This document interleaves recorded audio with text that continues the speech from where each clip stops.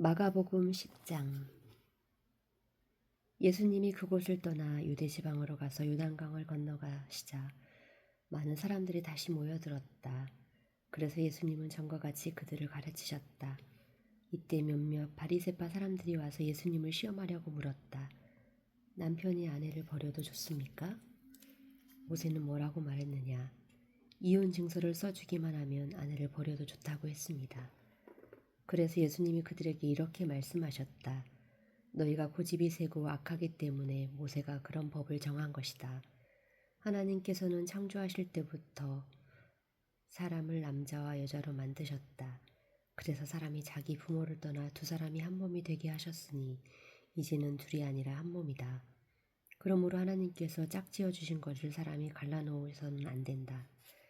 집에 들어가서 제자들이 이 말씀에 대하여 다시 묻자 예수님은 이렇게 말씀하셨다. 누구든지 자기 아내와 이혼하고 다른 여자와 결혼하는 것은 본처에게 간음죄를 짓는 것이며 또 아내가 자기 남편과 이혼하고 다른 남자와 결혼하는 것도 간음죄를 짓는 것이다.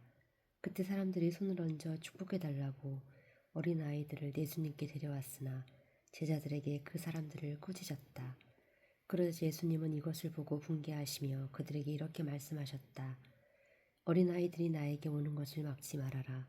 하나님의 나라는 이런 어린아이와 같은 사람들의 것이다. 내가 분명히 말해둔다. 누구든지 하나님의 나라를 어린아이와 같이 받아들이지 않는 사람은 그 나라에 절대로 들어가지 못할 것이다. 그러고서 예수님은 어린아이들을 안고 머리 위에 손을 얹어 축복해 주셨다. 예수님이 길을 가시는데 한 사람이 달려와서 무릎을 꿇고 선한 선생님, 제가 무엇을 해야 영원한 생명을 얻겠습니까? 하고 물었다. 그래서 예수님이 그에게 대답하셨다. 왜 나를 선하다고 하느냐? 선한 분은 하나님 한 분뿐이시다. 너는 살인하지 말아라. 간음하지 말아라. 도둑질하지 말아라. 거짓 증언하지 말아라. 남을 속여 빼앗지 말아라. 내 부모를 공경하라고 한 계명들을 알고 있겠지? 그러자 그는 선생님, 저는 이 모든 것을 어려서부터 다 지켜왔습니다. 하였다. 그때 예수님이 사랑하는 마음으로 그를 바라보시며 말씀하셨다. 내게 한 가지 부족한 것이 있다. 가서 내 재산을 다 팔아 가난한 사람들에게 나누어 주어라. 그러면 내가 하늘에서도 보물을 얻을 것이다. 그리고 와서 나를 따르라. 그러나 그는 재산이 많음으로 이 말씀을 듣고 근심하여 가버렸다. 예수님은 제자들을 둘러보시며 재산이 많은 사람은 하나님의 나라에 들어가기가 정말 어렵다고 말씀하셨다. 제자들이 이 말씀을 듣고 놀라자 예수님은 다시 말씀하셨다. 얘들아, 하나님의 나라에 들어가기는 정말 어렵다. 부자가 하나님의 나라에 들어가는 것보다 낙타가 바늘길로 통과하는 것이 더 쉽다. 그러자 제자들은 더욱 놀라며 그렇다면 누가 구원을 받을 수 있겠는가 하고 수군거렸다. 예수님은 제자들을 보시며 사람의 힘으로는 할 수 없지만 하나님께서는 다 하실 수 있다고 말씀하셨다. 그때 베드로가 예수님께 우리는 모든 것을 버리고 주님을 따랐습니다 하자 예수님은 이렇게 말씀하셨다. 내가 분명히 말한다. 나와 복음을 위해 집이나 형제나 자매나 부모나 자녀나 눈밭을 버린 사람은 이 세상에서 그 모든 것을 100배나 받고 아울러 핍박도 받을 것이며 오는 세상에서는 영원한 생명을 얻을 것이다.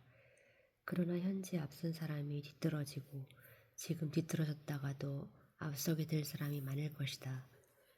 예수님의 일행이 예루살렘으로 올라가는 길에 예수님이 앞장서서 가시자 제자들이 놀라고 뒤따라가는 사람들도 두려워하였다. 예수님은 다시 12 제자를 가까이 불러 자기 앞으로 당할 일을 이렇게 일러주셨다. 지금 우리는 예루살렘으로 올라가고 있다. 거기서 나는 대제사장들과 율법학자들의 손에 넘어갈 것이다. 그들은 나에게 사형 선고를 내린 다음 나를 이방인들에게 넘겨줄 것이며 이방인들은 나를 조롱하고 침뱉고 채찍질하고 죽일 것이다. 그러나 나는 3일 만에 다시 살아날 것이다. 그때 세베대의 두 아들 야고보와 요한이 예수님께 와서 부탁하셨다. 선생님, 저희들 소원을 좀 들어주십시오. 너희가 원하는 것이 무엇이냐? 우리를 주님의 영광스러운 나라에 하나는 주님의 오른편에 하나는 주님의 왼편에 앉게 해주십시오. 너희는 구하고 있는 것이 무엇인지도 모르고 있다. 내가 마셔야 할 고난의 쓴작을 너희가 마실 수 있으며 내가 받아야 할 세례를 너희가 받을 수 있겠느냐? 네, 할 수 있습니다. 너희는 정말 내가 마시는 잔을 마시고 내가 받는 세례를 받을 것이다. 그러나 내 오른편에 왼편에 앉는 것이 너가 정하는 것이 아니라 미리 정해진 사람들의 것이다. 듣고 있던 열 제자가 야고보와 요한에게 화를 내자 예수님이 그들을 가까이에 불러 이렇게 말씀하셨다. 너희가 아는 대로 세상의 통치자들은 백성의 권력으로 지배하고 고관들은 세도를 부린다. 그러나 너희는 그럴 수 없다.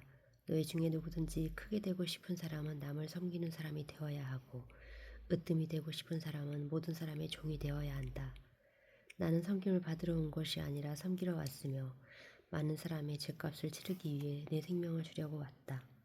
예수님의 일행이 여리고에 들렀다가 군종들과 함께 그곳을 나갈 때였다. 디메오의 아들인 소경 거지 바디오메가 길가에 앉았다가 나사렛 예수님이 지나가신다는 말을 듣고 다윗의 후손 예수님 저를 불쌍히 여겨주십시오 하고 외쳤다. 많은 사람들이 그를 꾸짖으며 조용히 하라고 했으나 그는 더 큰 소리로 다윗의 후손이시여 저를 불쌍히 여겨주십시오 하고 외쳤다.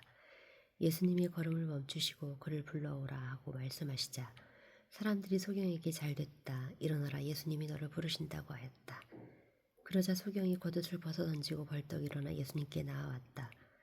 예수님이 그에게 원하는 것이 무엇이냐 하고 물으시자 선생님 눈을 뜨게 해주십시오 하고 소경이 대답하였다. 그래서 예수님이 가거라 내 믿음이 너를 낫게 하였다 하고 말씀하시되 그가 곧 눈을 뜨고 예수님을 따라갔다. 11장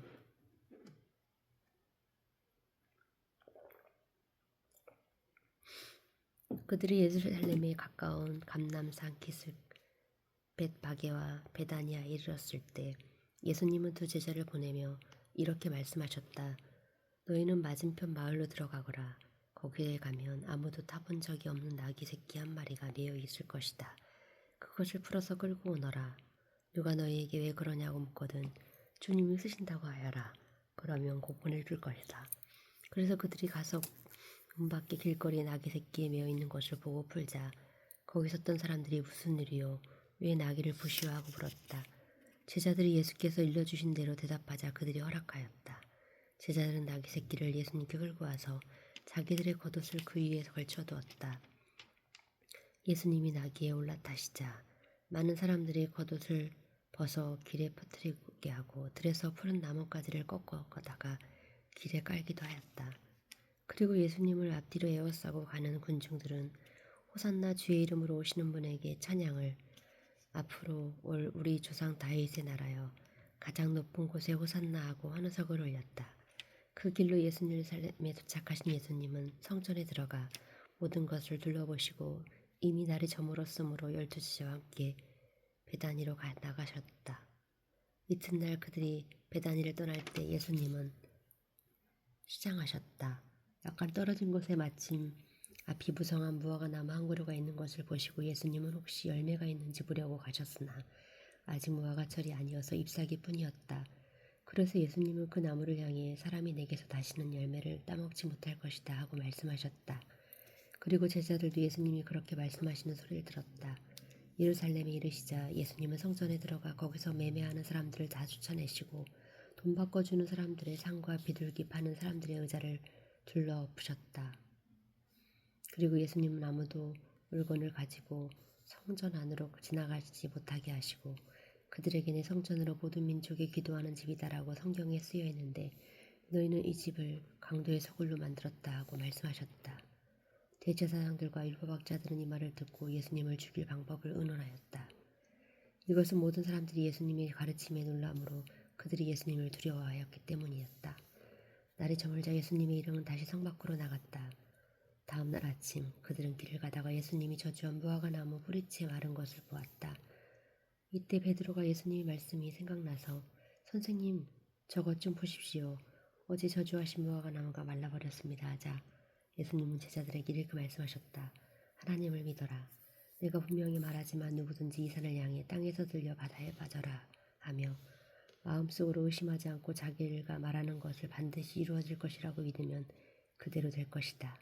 그러므로 내가 너희에게 말한다. 너희가 기도하고 구하는 것은 무엇이든지 받은 줄로 믿어라. 그러면 그대로 될 것이다. 너희가 서서 기도할 때 어떤 사람과 서로 마음 상한 일이 있거든 용서해 주어라. 그러면 하늘에 계신 너희 아버지께서도 너희 잘못을 용서해 주실 것이다. 그러나 너희가 용서해 주지 않으면 하늘에 계신 너희 아버지께서도 너희 잘못을 용서해 주지 않을 것이다. 그들은 다시 예루살렘에 들어갔다. 예수님이 성전에 를 거주실 때 대제사장들과 율법학자들과 장로들로 와서 당신은 무슨 권한으로 이런 일을 하고 있소? 누가 당신에게 이런 권한을 주었소? 하고 따져 물었다. 그때 예수님께 대답하셨다. 나도 한 가지 묻겠는데 너희가 대답하면 내가 무슨 권한으로 이런 일을 하는지 말하겠다. 요한의 세례가 하나님께서 왔느냐 아니면 사람에게서 왔느냐 말해보아라. 그러자 그들은 만일 하나님께서 왔다고 하면 왜 그를 믿지 않았느냐고 할 것이고 그렇다고 사람에게서 왔다고 하자니 모든 사람들이 요한을 예언자로 여기고 있으므로 백성들이 두렵다 하고 서로 의논하다가 우리는 모르겠소 하고 대답하였다. 그래서 예수님은 그들에게 나도 무슨 권한으로 이런 일을 하는지 말하지 않겠다고 말씀하셨다. 12장.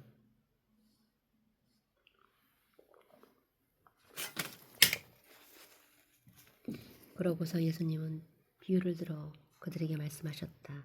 어떤 사람이 포도원을 만들고 둘레에 울타리를 치고 포도즙을 놓을 구덩을 파고 망대를 세운 후 농부들에게 새로 주고 멀리 여행을 떠났다.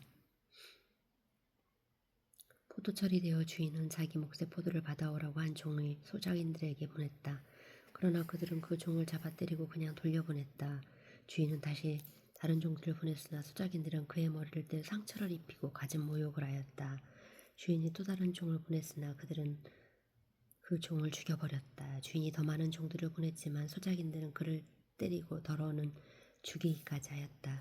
주인에게는 이제 보낼 사람이 하나밖에 없었는데 그는 바로 자기가 사랑하는 아들이었다. 마지막으로 주인은 자기 아들을 보내며 그들이 내 아들을 존경하겠지 하였으나 소작인들은 이 사람은 상속자다.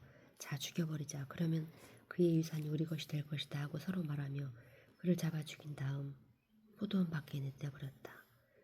그러니 포도원 주인이 어떻게 하겠느냐? 그가 돌아와 소작인들을 죽이고 포도원을 다른 사람에게 맡기지 않겠느냐? 너희는 건축자들이 버린 돌이 진모퉁이의 머릿돌이 되었으니 이것은 주께서 행한 것이요 우리는 신기한 일이다 라고 성경 말씀을 읽지 못하였느냐? 대제사장들과 율법학자들과 장로들은 이 비유가 자기들은 가리켜 한 말인 줄 알고 예수님을 잡으려고 했으나 군중들이 두려워 예수님을 잡지 못하고 그냥 가버렸다. 그들은 어떻게 해서든지 구실을 붙여 예수님을 잡으려고 바리새인들과 헤롯 당원 중 몇몇 사람을 예수님께 보내 물어보게 하였다. 선생님, 우리가 알기에 선생님은 진실하셔서 사람의 겉모양을 보지 않으시고 진리대로 하나님의 교훈을 가르치시기 때문에 누구에게도 거리낌 없으십니다.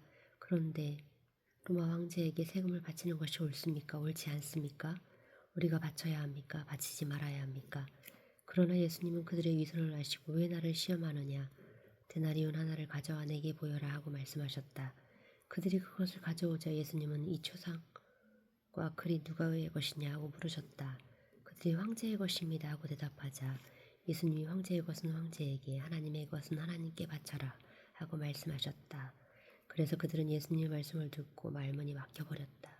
부활이 앞두고 주장하는 사두개파 사람들이 예수님께 와서 물었다. 선생님, 모세의 법에는 형이 자식이 없어 아내를 두고 죽으면 동생이 형수와 결혼하여 형의 대를 이어야 한다고 했습니다. 어느 곳에 7 형제가 있었는데 맏이 결혼해 살다가 자식이 없이 죽었습니다.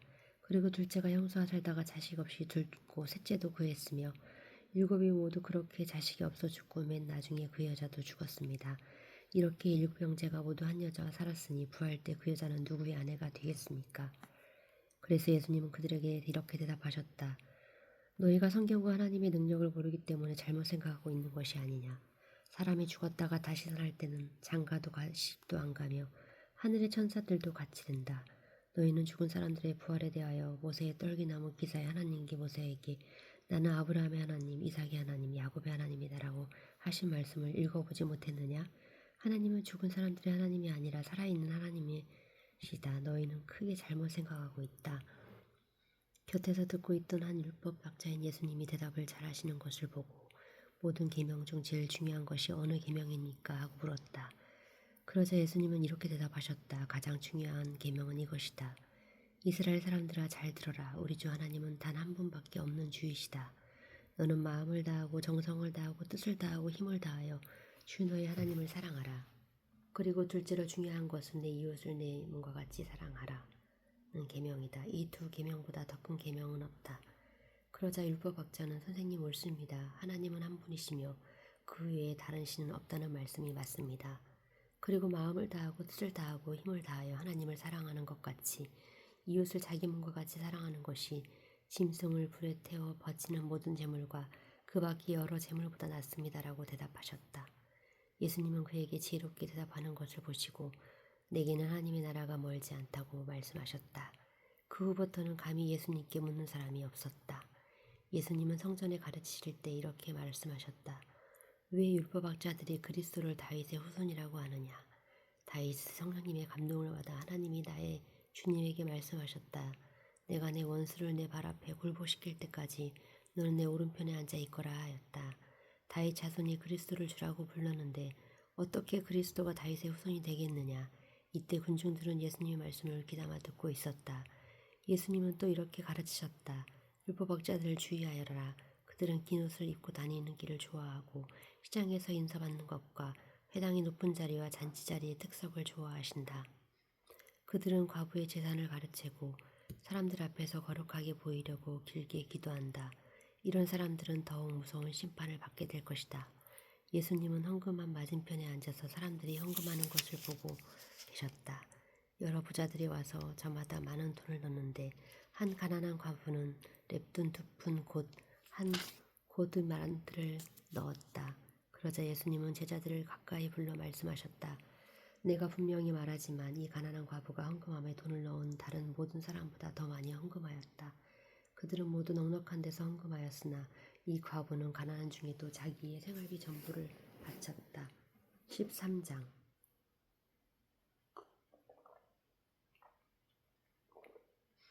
예수님이 성전에서 나가실 때 한 제자가 선생님 이것 좀 보십시오.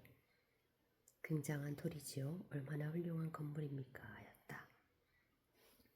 그래서 예수님은 그에게 내가 이 건물을 보고 웅장하다고 하느냐. 그러나 돌 하나도 제대로 얹혀있지 않고 다 무너내릴 것이다 라고 말씀하셨다. 예수님이 감난산에서 성전을 마주보고 앉아 계실 때 베드로와 야고보와 요한과 안드레가 조용히 와서 물었다. 선생님, 언제 이런 일이 일어나겠습니까? 또 이 모든 일이 이루어지려고 할 때의 정주는 무엇입니까?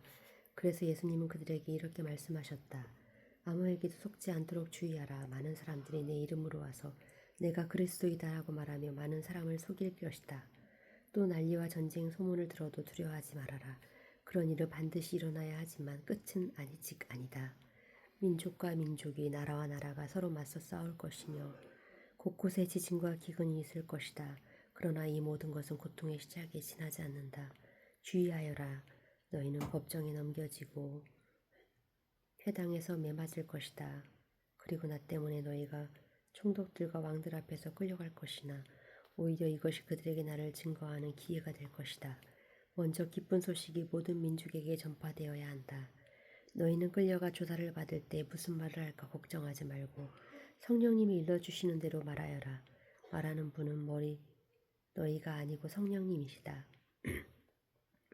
형제가 형제를, 아버지가 자식을 고발하여 죽게 할 것이며 자식들이 부모를 대적하여 죽게 할 것이다.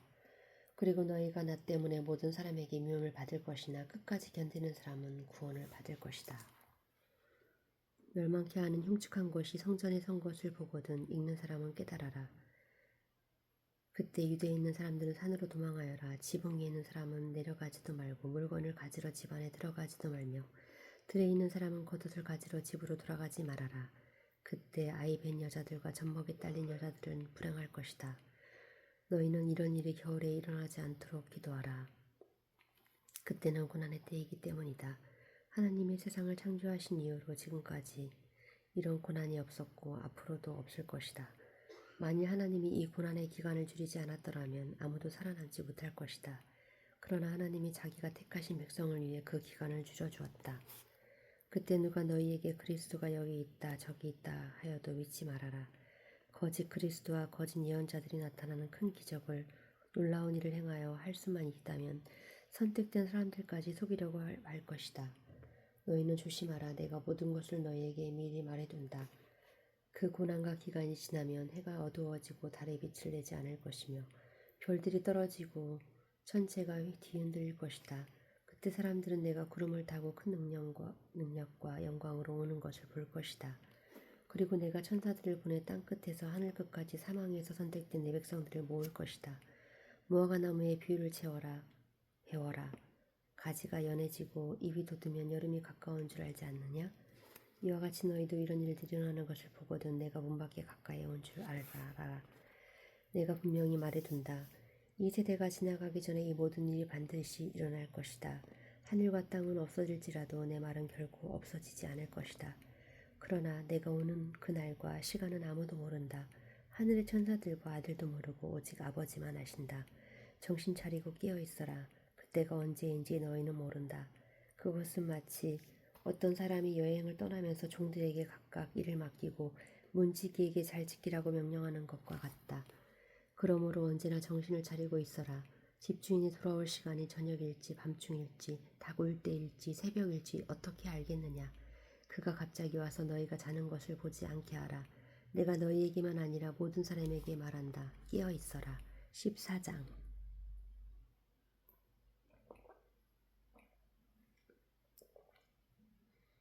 이틀이 지나면 유월절과 누룩 넣지 않은 빵을 먹을 명절이었다. 대제사장들과 율법학자들이 예수님을 규모하게 잡아 죽일 방법을 의논하다가 군중들이 난동을 일으킬지도 모르니 명절에는 하지 말자고 했다. 예수님이 베다니아에 있는 문병자 시몬의 집에서 식사하실 때였다. 한 여자가 아주 값진 나이의 향유 한 병을 가지고 와서 깨뜨려 예수님의 머리에 부었다. 그 자리에 있던 몇 사람이 분개하여 무엇 때문에 향유를 낭비하시오. 이 향유를 팔면 300데나리온 더 받을 텐데 이것을 팔아 가난한 사람들에게 줄 수도 있지 않았소 하며 그 여자를 호되게 꾸짖었다. 그러자 예수님은 이렇게 말씀하셨다. 내버려 두어라. 왜 그 여자를 괴롭히느냐. 그녀는 나에게 좋은 일을 하였다. 가난한 사람들은 항상 너희와 함께 있으니 마음만 있으면 너희가 언제든지 도울 수 있다. 그러나 나는 너희와 항상 함께 있는 것이 아니다. 이 여자는 내 몸에 향유를 부어 내 장례를 미리 준비했으니 자기가 할 수 있는 일을 다 한 것이다. 내가 분명히 말해둔다. 세상 어디든지 복음이 전파되는 곳에는 이 여자가 한 일도 알려져서 사람들의 기억에 남을 것이다. 그때 12제자 중에 하나인 가룟 유다가 대제사장들에 가서 예수를 팔겠다고 제안하자 그들은 듣고 기뻐하며 돈을 주기로 약속하였다. 그때부터 유다는 예수님을 넘겨줄 기회를 찾기 시작하였다. 누룩 넣지 않은 빵을 먹는 명절인 무교절인 첫날은 유월절 양을 잡는 날이었다. 그날 제자들이 예수님께 주님이 잡수실 유월절 음식을 어디다 마련할까요? 하고 물었다. 그래서 예수님은 두 제자를 보내며 이렇게 말씀하셨다. 너희가 성 안에 들어가면 물통을 가지고 가는 사람을 만날 것이다. 그를 따라가거라. 그리고 그가 들어가는 집주인에게 우리 선생님이 제자들과 함께 유월절 음식을 먹을 방을 알아보라고 하셨습니다. 해라. 그러면 잘 준비된 2층 넓은 방으로 안내할 것이다. 거기서 준비하도록 하여라. 제자들이 성 안에 들어가 보니 예수님이 말씀하신 그대로였다. 그래서 그들은 거기서 유월절 음식을 준비하였다. 날이 저물자 예수님은 12제자와 함께 그 집으로 가서 음식을 잡수시며 내가 분명히 말하지만 너희 중 하나가 나를 팔 것이다. 그 사람은 지금 나와 함께 먹고 있다고 말씀하셨다. 제자들이 슬퍼하며 저마다 예수님께 저는 아니지요 하고 묻자 예수님이 이렇게 말씀하셨다. 12 중에 하나 곧 나와 함께 그릇에 손을 놓는 자가 바로 그 사람이다. 나는 성경에 기록된 대로 죽지만 나를 파는 사람에게는 불행이 닥칠 것이다. 그 사람은 차라리 나지 않았다면 좋았을 것이다. 그들이 먹을 때 예수님은 빵을 들어 감사 기도를 드리고 떼어서 제자들에게 주시며 자 받아라 이것이 내 몸이다 하고 말씀하셨다. 또 잔을 들어 감사 기도를 드리신 후 제자들에게 주시자 모두 그 잔을 돌려가며 마셨다.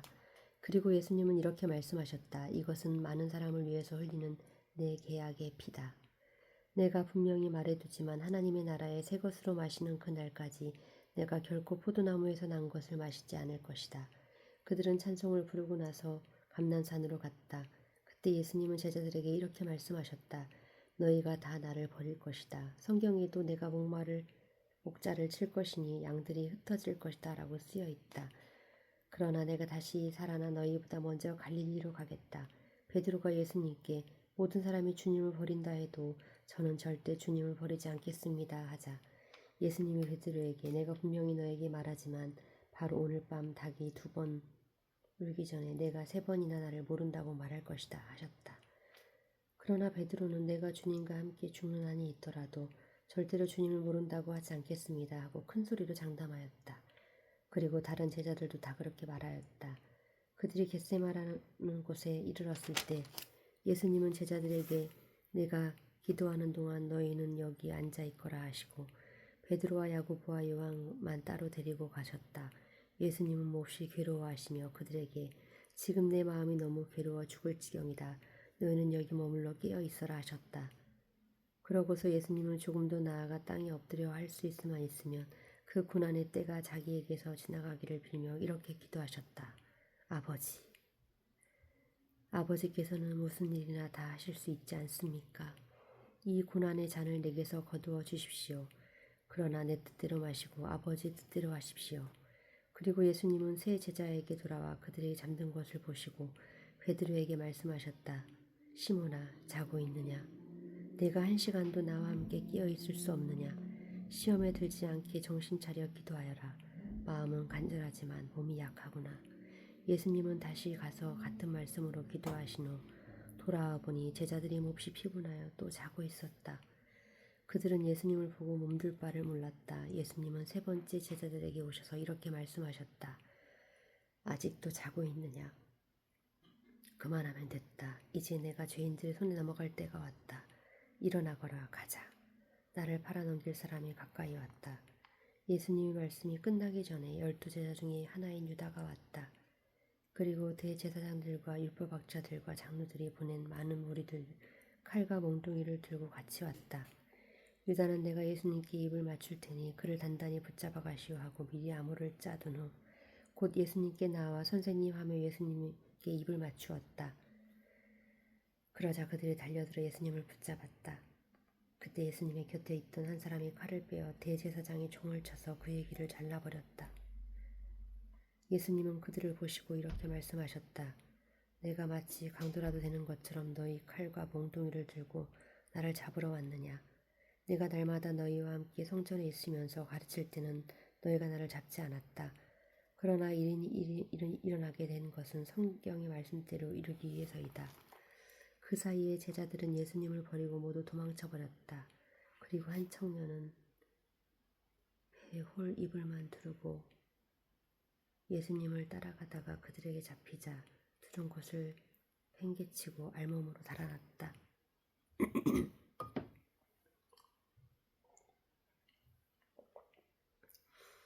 그들이 예수님을 대제사장들에게 끌고 가자 다른 대제사장들과 장로들과 율법학자들이 모두 모였다. 베드로는 예수님을 멀찍이 뒤따라 대제사장의 집들까지 들어가서 경비병들에게 틈에 끼어 불을 쬐고 있었다. 대제사장들과 유대인 위에서는 예수님을 사형에 처하려고 증거를 찾았으나 전혀 찾지 못하였다. 많은 사람들이 예수님에 대하여 거짓 증언하였으나 그들의 말도 서로 맞지 않았다. 그때 몇 사람이 일어나 저 사람이 이 성전을 헐고 사람이 짓지 않은 다른 성전을 3일 만에 세우겠다고 하여 말을 들었습니다. 하며 예수님에 대하여 거짓 증언을 하였다. 그러나 이 증언도 서로 맞지 않았다. 이때 대제사장이 일어나 예수님께 이들에게 내게 불리한 증언을 하는데도 왜 대답이 없는가 하고 물었다. 그래도 예수님이 침묵을 지키시고 대답을 하시지 않자 대제사장은 내가 하나님의 아들일 그리스도냐 하고 다시 물었다. 그래서 예수님은 그렇다. 내가 전능하신 분의 오른편에 앉은 것과 구름 타고 오는 것을 너희가 볼 것이다 하고 대답하셨다. 그러자 대제사장이 자기 옷을 찢으며 이 이상 무슨 증거가 더 필요하겠는가. 여러분도 저 사람의 모독적인 말을 다 들었습니다. 여러분은 어떻게 생각하십니까? 하자 그들은 모두 예수님이 사형을 받아야 마땅하다고 하였다. 그리고 어떤 사람들은 예수님께 침을 뱉기도 하고 얼굴을 가리고는 주먹으로 마구 치며 예언자야 너를 때리는 사람이 누군지 알아맞혀 보아라 하고 조롱하였고 경비병들도 예수님을 넘겨봤더니 뺨을 쳤다. 한편 베드로는 아랫뜸에 있었다. 그때 대제사장의 여종 하나가 와서 불을 쬐고 있는 베드로를 유심히 보더니 당신도 나사렛 사람 예수와 한패지요 하였다. 그러나 베드로는 도대체 무슨 소리를 하는지 모르겠소. 당신이 하는 말을 이해하지 못하겠단 말이요. 하고 부인하며 현관으로 나갔다. 그러자 닭이 울었다. 그 여종이 다시 베드로를 보고 곁에 선 사람들에게 이 사람은 예수님의 제자가 틀림없어요 하였으나 베드로는 이번에도 모르는 일이라고 딱 잡아떼었다.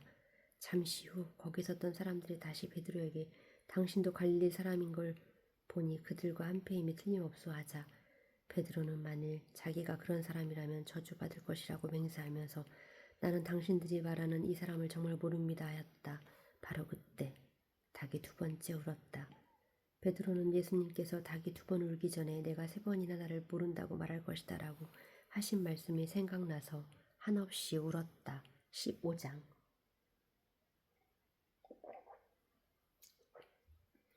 이른 아침 대제사장들과 장로들과 율법학자들이 의회 전체 회의를 여며 결의한 후 예수님을 묶어서 끌고 가 빌라도에게 넘겼다. 빌라도가 예수님께 내가 유대인의 왕이냐 하고 묻자 예수님은 그렇다 하고 대답하셨다. 대제사장들이 갖가지 죄목을 붙여 예수님을 고소하자 빌라도는 다시 예수님께 사람들이 저토록 여러 가지로 너를 고소하는데 왜 한마디 변명도 없는가 하고 물었다. 그러나 예수님이 아무 대답도 안 하시는 것을 보고 빌라도는 이상히 여겼다. 명절이 되면 총독은 백성이 원하는 죄수 하나를 석방하는 전례가 있었다. 마침 폭동을 일으키고 살인한 죄로 갇혀있는 폭동들 중에 바라바는 죄수가 있었다. 군중들이 빌라도에게 전례대로 죄수 하나를 석방하라고 요구하자 빌라도가 그들에게 여러분은 내가 유대인의 왕을 놓아주기를 원하시오? 하고 물었다. 빌라도는 대제사장들이 예수님을 시기하여 자기에게 넘겨준 것을 알고 이렇게 물은 것이다. 그러나 대제사장들은 군중을 충동하여 오히려 바라바를 요구하게 하였다. 그때 빌라도가 군중들에게 물었다. 그러면 여러분들이 유대인의 왕이라고 부르는 사람이 어쩌란 말이오? 십자가에 못 박으시오. 이유가 무엇이오? 이 사람이 무슨 죄를 지었소? 하고 빌라도가 다시 묻자 군중들은 더욱 소리를 지르며 십자가에 못 박으시오 하고 외쳤다. 그래서 빌라도는 군중들의 기분을 맞추려고 바라바를 놓아주고 예수님은 채찍으로 때린 후 십자가에 못 박도록 내어주었다. 군인들은 예수님을 총독의 관저 안에 있는 군복무로 끌고 가서 온 부대원을 모으고 예수님께 자주색 옷을 입힌 다음 가시관을 엮어 머리에 씌우고서 경례하며 유대인의 왕 만세 만세하고 외쳤다. 또 그들은 갈대로 예수님의 머리를 치며 침을 뱉고 엎드려 절도하였다. 그들은 이렇게 예수님을 조롱한 후 자주색 옷을 벗기고 예수님의 옷을 다시 입혀서 십자가에 못 박으려고 끌고 나갔다.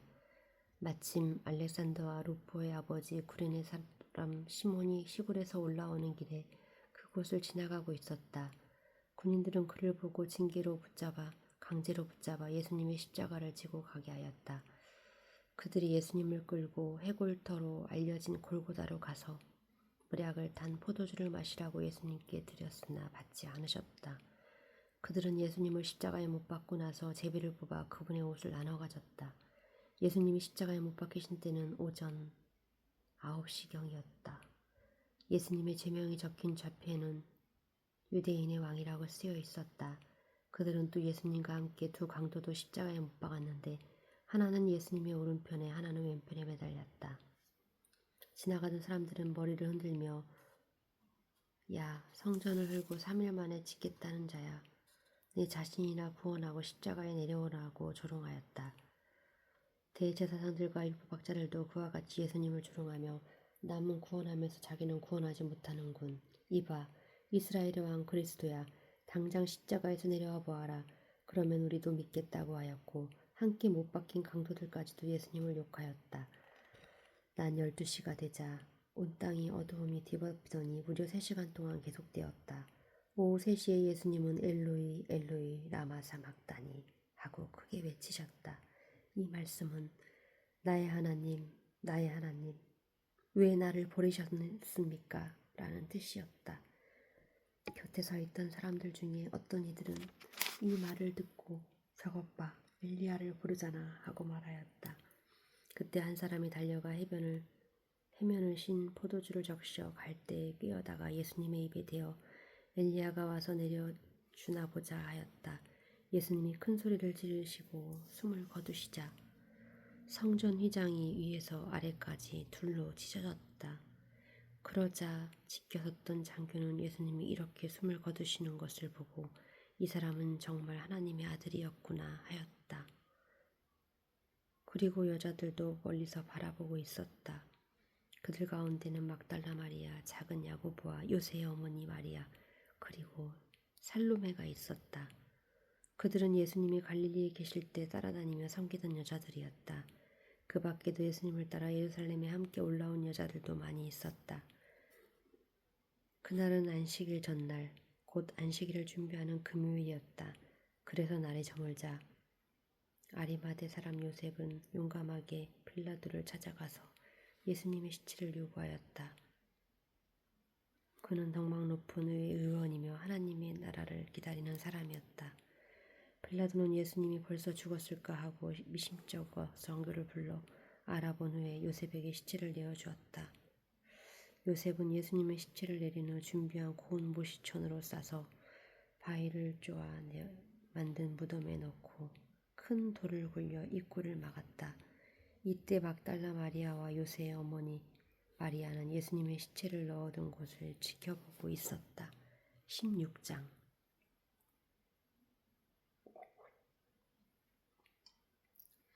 안식일이 끝난 저녁에 막달라 마리아, 야고보의 어머니 마리아와 살로메는 예수님의 시체를 바를 향료를 사두었다. 안식일 다음 날 동틀 무렵에 그들은 무덤으로 가면서 무덤 입구를 막아둔 돌을 누가 굴려 줄까 하며 서로 걱정하였다. 그러나 가서 보니 그 큰 돌이 이미 굴려져 있었다. 그들은 무덤 안에 들어갔을 때 흰옷을 입은 한 청년이 오른편에 앉아 있지 않겠는가? 여자들이 그를 보고 놀라자 그 청년이 말하였다. 놀라지 말아라. 너희가 십자가에 못 박히신 나사렛 예수님을 찾는 모양인데 그분은 다시 살아나셔서 여기 계시지 않는다. 보아라. 여기가 그분의 시체를 두었던 자리이다. 너희는 제자들과 베드로에게 가서 예수님이 전에 말씀하신 대로 그들보다 먼저 갈릴리로 가서 거기서 그들을 만나실 것이라고 알려주어라. 여자들은 무서워 떨며 정신없이 무덤에서 도망쳐 나왔으나 겁에 질려 아무에게도 말하지 못하였다. 안식일 다음 날인 일요일 이른 아침에 예수님은 부활하셔서 전에 일곱 귀신을 쫓아내어 주신 막달라 마리아에게 먼저 나타나셨다. 마리아는 슬픔에 잠겨 울고 있는 제자들에게 가서 이 사실을 말했으나 그들은 예수님이 살아나셨다는 것을 마리아에게 나타나셨다는 말을 듣고도 믿으려 하지 않았다. 그 후 두 제자가 시골로 내려가고 있는데 예수님이 다른 모양으로 그들에게 나타나셨다. 그래서 그들이 돌아가서 이 소식을 다른 제자들에게 알렸으나 그들은 이 말도 믿지 않았다. 그 후에 열린 제자가 식사하고 있을 때 예수님이 나타나서 그들을 믿음 없는 것과 또 완고하게 고집을 피우며 자기가 살아난 것을 본 사람들의 말을 믿지 않는다고 그들을 책망하셨다. 그리고 나서 예수님은 그들에게 이렇게 말씀하셨다. 너희는 온 세상에 나가 모든 사람들에게 기쁜 소식을 전파하여라. 믿고 세례를 받는 사람은 구원을 받고 믿지 않는 사람은 죄인으로 난정될 것이다. 믿는 사람들에게는 이런 기적들이 따를 것이다. 그들이 내 이름으로 귀신을 쫓아내고 배우지 않은 새로운 말을 하고 뱀을 만지거나 입은 독을 마셔도 해를 입지 않으며 병든 사람에게 손을 얹으면 나을 것이다. 주 예수님은 말씀을 마치시고 하늘로 올라가셔서 하나님 오른편에 앉으셨다. 제자들이 나가서 이 기쁜 소식을 널리 전하자 주님께서는 그들과 함께 하셔서 그들에게 따르는 기적으로 그들이 전하는 말씀이 사실임을 확증해 주셨다. 아멘.